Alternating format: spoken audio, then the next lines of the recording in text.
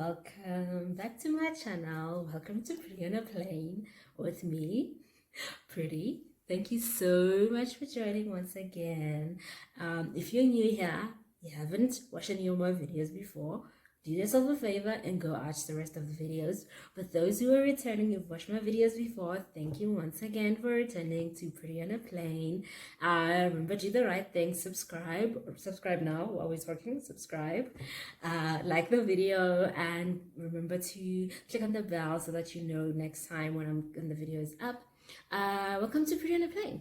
This is a channel to discuss all things travel. What I like about travel, my travel experiences, what you like about travel, tips and tricks on travel. So this is the channel to discuss that. So yeah, welcome to Pretty on a Plane. So today, we're going to be speaking about something a bit controversial, a bit of an unpopular opinion. Hostels, staying in hostels when traveling. I know the image we usually have of hostels is not the greatest. Those who grew up in South Africa in the early 2000s, late 90s, there was a comedy series here called Interntion.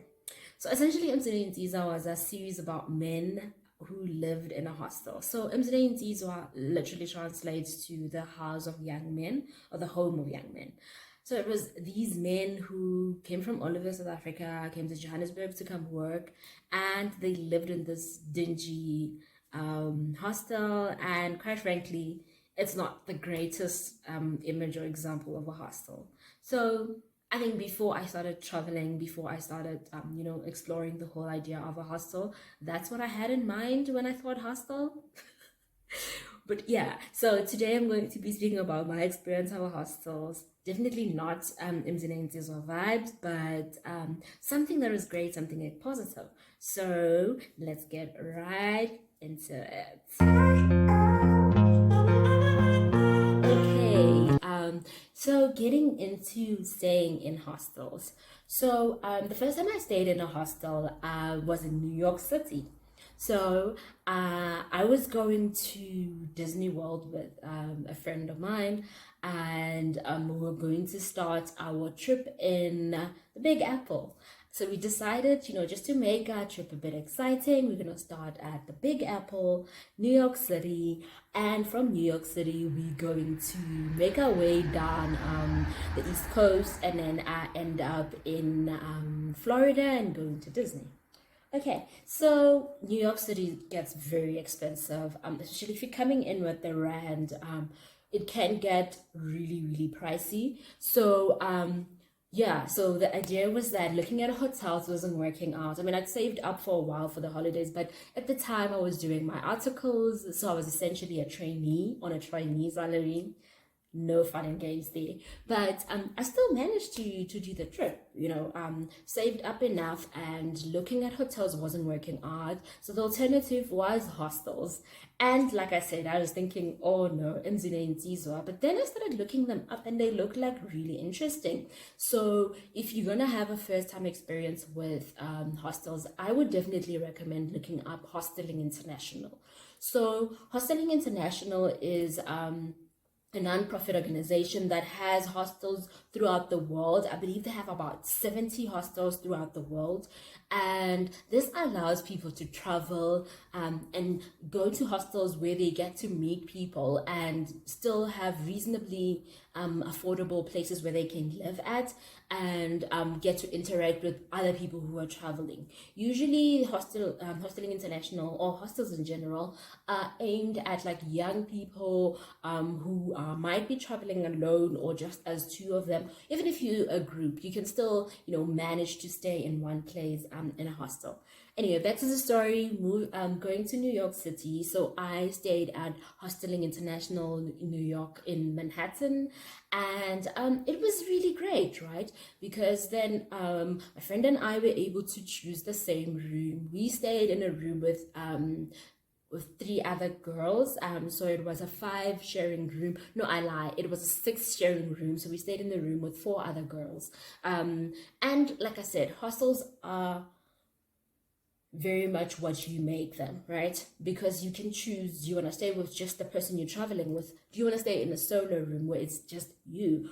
Or do you want to stay in a room with 10 other people? You can stay with that many other people. But I would say if it's your first time doing a hostel, I wouldn't recommend doing the whole 10 other people, because that might be a bit too much for a first time experience. But I'd say look for Hostelling International, and go to their site, look at the options that are within your budget, and look at all the options they have available. What are you comfortable with? The beauty is that you can still also contact them and tell them, hey, this is my first time staying at a hostel. What would you advise? What do you say I should do? Or you can contact me. Send me a message actually in the comments, and I'll give you the advice from my experience. My first experience with a hostel was in New York City, and it was great. Hostelling International has all these excursions that they plan. They have games day, games nights, comedy night, movie night, bar hopping, clubbing, if you into that, historical tours, and it's really great, right? When you're a solo traveler, they tell you about all these things that are happening in the area, and you're able then to know what you want to do or what you don't want to do. And it's really great because they include everybody who's there. I've made really great friends at a hostel, and I've made lifelong friendships. Some of my really good friends right now are people I met at hostels, because we were staying in the same place. We had a common eating area, and we sat in the dining area and we started chatting. We sat in the games room and we started chatting, and that's how I've made lifelong friendships. So hostels are really great. I really enjoy them, and I would definitely recommend that somebody who's never done them actually go ahead and book a hostel, give it a chance. But these are tips that I just want to share. If you're going to stay at a hostel, you must be careful of the following. 1, check for reviews. Always check for what people have to say about that specific hostel. Sis, trust me on this one. You want to check for reviews, and reviews never lie. If it was somebody who was just a Karen, people who just like to complain because they like to complain, because that's something they're really good at, then you would see, because that would be like 1 outlier or 2 outliers. If it's like a recurring theme of complaints about the place, then I would definitely say don't stay. So I've not only stayed at hostels in New York City, I've stayed at hostels in Miami. Been to Miami a couple of times, and I've stayed at hostels twice, and different hostels, that is. One that I would definitely recommend, so again, this is not endorsed, this is just my experience. I would definitely recommend Freehand Miami. Freehand Miami is a really great hostel. It has like a modern feel to it, has got that beach vibe going. It's clean. There's like a little restaurant at the back, at the bar restaurant going on at the back of the hostel, so you get that experience as well. And it's not loud. Once you're in your rooms, your noise levels are down. I stayed in a room with 3 other ladies, so it was myself, my friend, and 2 other ladies, and it was really nice. The beds are modern, the rooms are modern, well taken care of and well maintained. On the other hand, the second time around I stayed in a hostel in Miami. It was Sobe Hostel,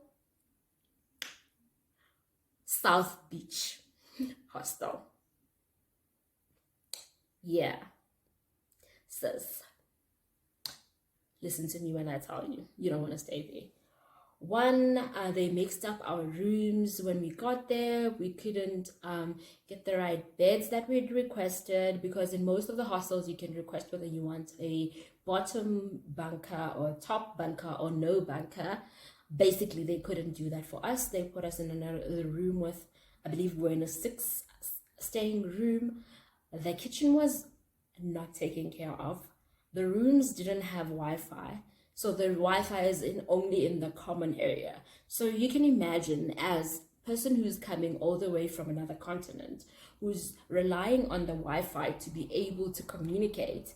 If you want to send a message, if you want to use the internet, you have to leave your room and go into the common area. The common area is one, very loud. There's a lot going on in that common area because there's a bar right by the common area. Two, if you have a room close to the common area, like I did, the noise levels are insane. Insane. You can barely put your head down without hearing anything. Anyway, this is not a review video of South Beach Hostel, but what I want to say is that be careful about which hostel you choose. Look at the reviews, and if you're not getting very good reviews just generally from what you're looking at, don't stay there. So South Beach Hostel is definitely a no-no. So I've had both good and bad experiences at hostels, like Freehand, love. Hostelling International, love. I've stayed at Hostelling International in New York City and in Boston, and both of them were really great. They were good to find, easy to find. They were great. They were clean. They were well taken care of. There was a lot to do in terms of excursions. You could pick and choose in terms of excursions that you want to do. The people who worked there were amazing. So I would definitely recommend Hostelling International anywhere. So what I want to say is that hostels do not necessarily deserve the flack they get. And I'm guessing like every hotel as well. There could be a really bad experience with hotels. I've had bad experiences with hotels as well. So in the same breath that there could be bad experiences with hostels shouldn't be painted with the same brush that all hotels are. So I'd say, you know what, take a plunge, get to traveling, do your research on that hostel, and give a hostel a chance. Hostels are not your filth-ridden places where you can't stay. They still have white sheets like a hotel. So that should tell you quite a lot about where they come from. But so give hostels a chance. Anyway, you know what to do. If you like this video, subscribe, like the video, comment below, tell me about your hostel experience, or tell me what you imagine when you're thinking hostel before this.